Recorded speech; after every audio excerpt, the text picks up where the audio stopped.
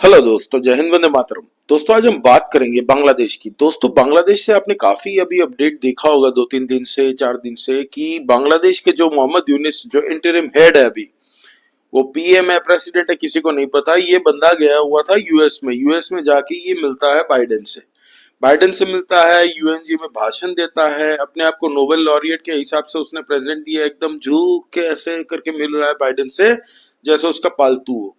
दूसरी बात ये है दोस्तों, ये बात सबको अब पता चल गई, ये पूरा जो कवर में था ये अब बाहर आ चुका है कि अमेरिका ने ही यूनुस को बैठाया था। और ये यूनुस ने खुद वहां पे जाके जब भाषण दे रहा था, बिल क्लिंटन ने एक ऑर्गेनाइज किया था क्लिंटन फाउंडेशन की तरफ से प्रोग्राम, तो जिसमें बाइडेन भी था, बिल क्लिंटन भी उससे मिला, ऐसे गले मिल रहे थे दोस्तों जैसे किसी पालतू ने बहुत बड़ा अचीवमेंट कोई काम कर दिया। वहां पर ये भाई साहब बोल गए मोहम्मद यूनुस कि ये जो बांग्लादेश के अंदर में तख्ता पलट हुआ है उसके पीछे को ये बंदा है, अब देख लीजिए इसको, ऐसे करके उसने मिलाया सबके साथ। अब दोस्तों, ये तो सबको पता चल गया है कि बांग्लादेश में जो भी हुआ है एक सिस्टमेटिक प्लॉटेड एक प्लानिंग के साथ हुआ है, जो भी हुआ है। शेख हसीना ने यही बात कह दी थी अमेरिका के खिलाफ में, तब अमेरिका वहां से बोल रहा था नहीं नहीं, ये हमारे खिलाफ झूठी बात फैला रही है शेख हसीना, ऐसा अमेरिका का कोई प्लान नहीं है सेंट मार्टिन आइलैंड बनाना और फिर तख्ता पलट करना, ये शेख हसीना ने कहा था। लेकिन तब अमेरिका ने मना कर दिया था। इस बार अमेरिका में जब मोहम्मद यूनुस गया है वहां पे, तब उसके पूरा क्लियर हो जाती है ये बात कि भाई बांग्लादेश जो भी कर रहा है अभी, ये उनके ही प्लान से चल रहा था।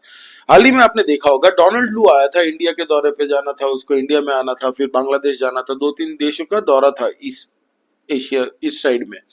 तो वो बंदा जाके बांग्लादेश को $202 मिलियन का एड की प्रॉमिस करके आया था। इस बार वो अमेरिका में गया तो आईएमएफ के हेड से मिला, फिर वर्ल्ड बैंक के हेड से मिला, फिर ईयू जो यूरोपियन यूनियन है उनके जो हेड है अभी, उनसे मिला। क्या उर्सुला क्या समथिंग नाम है उनका, उनसे मिला। सबने एड प्रॉमिस किए इन बंदे को। सोचिए, अभी ये पूरा पैकेज लेने ही गया था और अब क्या करना है मालिक आप बताइए, ये पूछने गया था वहां पे, अब उसको प्लानिंग मिल गई है। आप सोचिए, यूनाइटेड नेशंस के लोगों से वो मिल रहा है। यूनाइटेड नेशन ने हिंदुओं की जान जो वहां पे जितना हमला हुआ, जितने हिंदू मारे गए, उस पे एक कमेंट पास नहीं किया। ये दोगलापन दिखाता है, ये यूनाइटेड नेशन का दोगलापन है। जो यूनाइटेड नेशन शांत बैठा था, अब तक बांग्लादेश को कुछ नहीं बोला, फ्री पास दिया। अब दोस्तों बात करते हैं बांग्लादेश में क्या चल रहा है। दोस्तों, बांग्लादेश में जो अभी चल रहा है वो खतरनाक है, क्योंकि बांग्लादेश के अंदर में लोग अब सड़क पे आ गए हैं। ये दंगाई जो जिहादी है ना, जिन्होंने जमाते इस्लामी के जिहादी, बीएनपी के जिहादी, जिन्होंने शेख हसीना का तख्ता पलट किया है, वो जिहादी अब सड़क पे आके खुली में धमकी दे रहे हैं कि हिंदुओं को हम दुर्गा पूजा मनाने नहीं देंगे, यहाँ पे दुर्गा पूजा का कोई पंडाल नहीं बनने वाला, अगर गलती से बनाया तो हम देख लेंगे, बनाने ही नहीं देंगे। मतलब खुली नंगी धमकी दे दी है बांग्लादेश के अंदर में जिहादियों ने।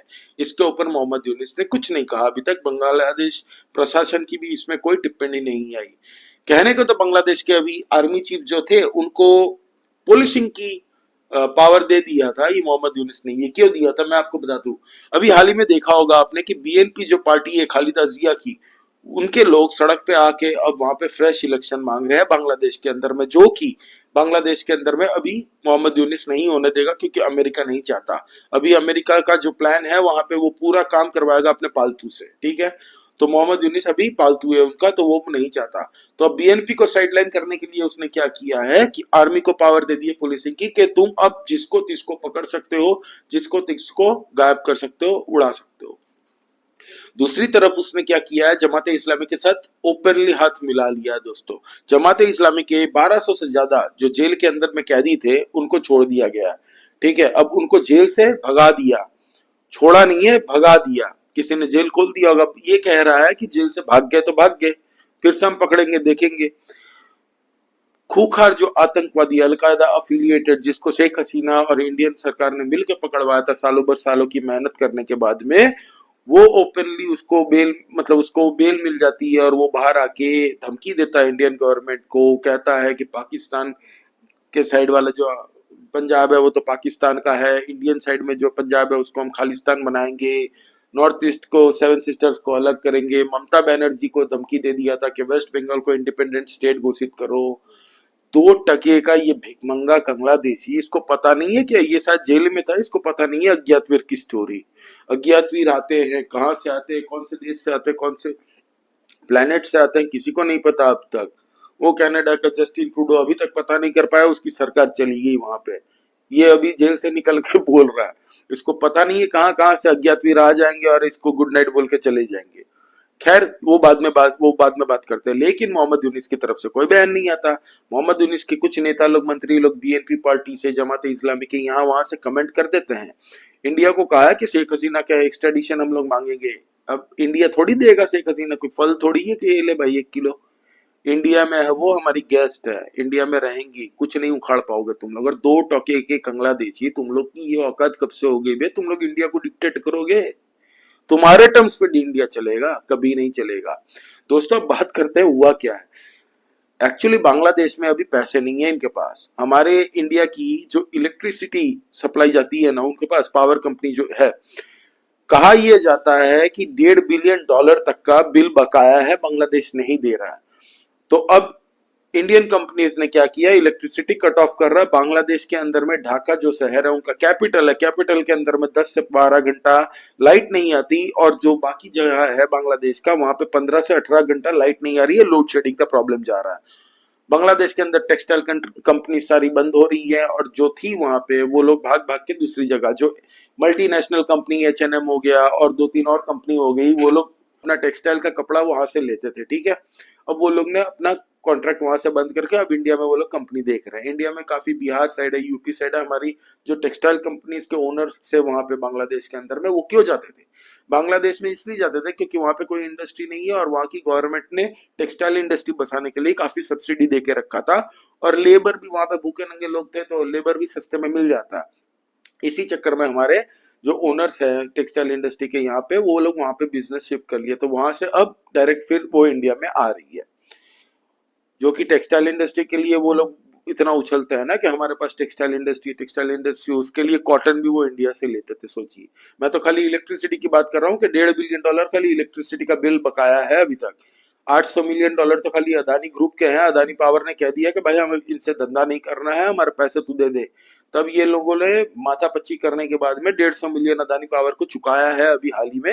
अभी बाकी के जो $650 मिलियन है अदानी ग्रुप के, वो अब उसके लिए बैठेगा, बांग्लादेश बैठ के बात करेगा, नेगोशिएशन करेगा, फिर सस्ते में निपटाएगा। अब बांग्लादेश का कहना ये है कि जितने भी इलेक्ट्रिसिटी की डील्स हुई है, ये सारे शेख हसीना के टाइम में हुए, हमें तो पता नहीं कौन से नॉर्म्स एंड टर्म्स में हुई है। तो हम इसको बैठ के फिर से एक बार एनालिसिस करेंगे, इसको असेस करेंगे। असेस करने के बाद में, हम मीटिंग करने के बाद में जितना होगा उतना हम करेंगे। हमारे पास तो पैसे है नहीं, हम पैसे पहले मांगने गए हैं अमेरिका के पास में, पहले हम पैसे जुटाएंगे, उसके बाद में आपका हिसाब करेंगे, तब तक आप इलेक्ट्रिसिटी देते रहो। मतलब ये बांग्लादेश बेवकूफ बनाने की स्कीम समझ रहा है। अभी पता नहीं है इंडिया क्या चीज है यहाँ पे। इंडिया यहाँ पे सब्जी भी खरीदते हैं ना इंडिया, तो हम धनिया मुफ्त में ले लेते हैं। ये इनको पता नहीं है, इन भिखमंगों को भी कभी बिजनेस नहीं किया है ना। वो नोबेल लॉरिएट खाली पढ़ा है फॉरेन के यूनिवर्सिटी में, नोबेल उसको मिला है, नरेंद्र मोदी जी से बड़ा मिलने वाला है, वो अभी तक इसको पता नहीं है। अभी नरेंद्र मोदी जी को वो समझा नहीं है अभी तक, नादान है, नया नया है ना, अभी तो 1-2 महीना हुआ है खाली अभी। अब नरेंद्र मोदी जी ने अभी तक रूप ही नहीं दिखाया इनको। अब दूसरी बात करते हैं दोस्तों इसमें। अब पाकिस्तान के शहबाज शरीफ वहां गया हुआ था यूनाइटेड नेशंस के लिए मीटिंग, मतलब जो भाषण उसका था आधे घंटे का, 20 मिनट का, 15 मिनट का, तो उसके लिए वो गया था, जिसमें बंदा 16 बार कश्मीर का 16 बार उसने कश्मीर का जिक्र किया, 14 बार पाकिस्तान का, और 12 बार किया इंडिया का जिक्र। सोचिए, वो भिखमंगा खुद है, ठीक है। 42 बिलियन की टोटल रेवेन्यू जनरेट करता है पाकिस्तान एज अ मुल्क। ये इंडस्ट्री उनके पास बेगिंग इंडस्ट्री है। पूरा मुल्क में 12 से 15% जो रिपोर्ट आया, बेगिंग इंडस्ट्री में भीख मांगने की काम करते हैं 12 से 15% लोग। जो देश का ये हाल है, भीख मंगो जैसे, जिसका प्राइम मिनिस्टर भीख कटोरा लेके घूमता हो भीख मांगने के लिए दूसरे दूसरे देश, उससे बांग्लादेश अब टाइप कर रहा है, और वो पाकिस्तान वहां पे बयान देता है कि हम लोग बांग्लादेश के अंदर इन्वेस्ट करेंगे। सोचिए, मेरा दिमाग शॉर्ट सर्किट हो गया दोस्तों। बांग्लादेश में पाकिस्तान इन्वेस्ट करेगा जिसके वहां पे खुद के लाले पड़े हुए हैं, मतलब खुद की चड्डी फटी हुई है, दूसरे की सिलने जा रहा है पाकिस्तान। ये हाल है पाकिस्तान का। आप देखिए दोस्तों, ड्रीम बाजार मॉल वहां पे खुला था कराची के चौराहे पे, आधे घंटे में 1 लाख से ज्यादा लोग आए वहां पे, पूरा ड्रीम मॉल को लूट के चला गया।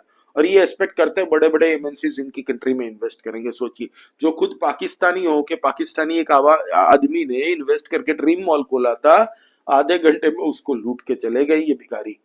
तो ये इनकी कौम ऐसी है, इनकी मेंटालिटी वही है दोस्तों कि बस इनको कुछ नहीं आता, खाली भीख मांगना इनका फुल टाइम प्रोफेशन है। पाकिस्तान में पीएम भी रखा है इन्होंने भीख मांगने के लिए।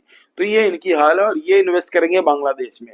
अब दो भिखारी भिखारी मिल गए, अब ये लोग क्या सोचेंगे, कॉमन इनका एनिमी इंडिया को, क्योंकि आज बांग्लादेश के अंदर में एंटी इंडिया सेंटिमेंट इतना है, वो लोग बॉयकॉट इंडियन प्रोडक्ट्स कर रहे हैं। अरे भिखारियों, बांग्लादेशियों, तुम लोग अगर इंडियन प्रोडक्ट्स बंद करोगे तो बेटा हमारी दवाई, हमारे फर्टिलाइजर, एग्रीकल्चरल प्रोडक्ट्स, जो हमारी इंडस्ट्रीज से तुम लोग के वहां पे माल बन के जाते हैं, तुम लोग को जो तेल, डीजल, जो हम लोग ऑयल गैस, सब हम लोग से ही जाता है दोस्तों। सोचो, खाली पावर का $1.5 बिलियन की उधारी है, तो ये सब इंडस्ट्रीज की कितनी होंगी। और हमारी गवर्नमेंट ने जो 5-6 बिलियन डॉलर तुम लोगों को लोन दिए हैं, एड की बात नहीं कर रहा, जो फ्री में एड देते हैं कि ये ले चल, कोई नहीं दिक्कत है रख ले, वो उसकी बात नहीं कर रहा। उधारी जो हमसे ली है 5-6 बिलियन, तो इंडियन गवर्नमेंट का। तुझे लगता है इंडियन गवर्नमेंट छोड़ देगी ऐसे ही? देना तो तेरे बाप को भी पड़ेगा। अब वो फंड लेने गया है, तो ये बंदा पूरी अब तैयारी करके आएगा, अब इंडिया के सामने झुक के बोलेगा इंडिया हमसे हम बात करेंगे, क्योंकि अमेरिका का हाथ अगर कंधे पे पड़ गया ना, तो ये अभी हवा में उड़ के इंडिया को दो चार हुल भी देगा। लेकिन अब ये जो अभी चुनाव चल रहे हैं ना, हमारे यहाँ पे हरियाणा के है, जम्मू कश्मीर में है, महाराष्ट्र में है, तो ये थोड़ा निपटने दीजिए। अब नरेंद्र मोदी जी अपनी आंख आस्ते से घुमाएंगे। अभी हाल ही में आपने देखा होगा, हमारे जो अमित शाह जी झारखंड में बयान दे रहे थे, तब हमारे अमित शाह जी के बयान के ऊपर में नोटिस, प्रोटेस्ट जाहिर करते हुए एक नोटिस भेजा है इंडिया में बांग्लादेश ने।